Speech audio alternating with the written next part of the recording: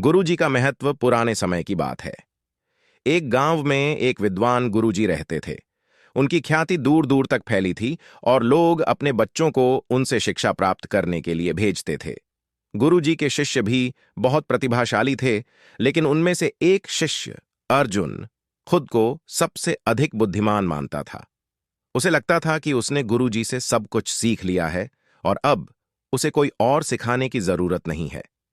एक दिन अर्जुन ने गुरुजी से कहा, गुरुजी, मैंने आपसे सब कुछ सीख लिया है, अब मुझे और कुछ सीखने की आवश्यकता नहीं है। गुरुजी मुस्कुराए और बोले, ठीक है, अगर तुम्हें ऐसा लगता है तो मैं तुम्हारी परीक्षा लेना चाहूंगा। अर्जुन ने गर्व से सहमति जताई। गुरुजी ने उसे एक दीपक दिया और कहा, इस दीपक को लेकर तुम इस जंगल के सबसे अंधेरे हिस्से में जाओ और इसे जलाए रखो। ध्यान रखना कि हवा के झोंके इसे बुझा न दें।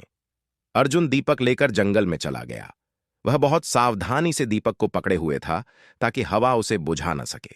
लेकिन जैसे जैसे वह जंगल में आगे बढ़ता गया, हवा तेज होती गई और आखिरकार दीपक बुझ गया।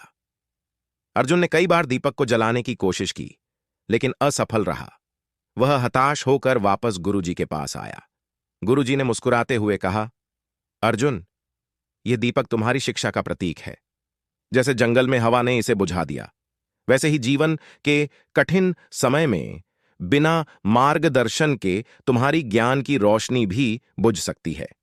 जब तक तुम्हारे पास एक गुरु का मार्गदर्शन है, तब तक तुम जीवन की कठिनाइयों में भी सही दिशा पा सकते हो।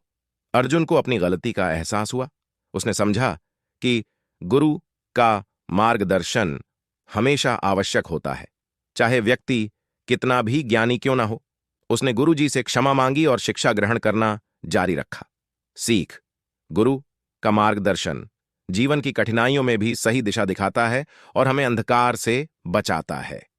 गुरु का महत्व कभी कम नहीं होता, चाहे हम कितने भी ज्ञानी क्यों न हो जाएं।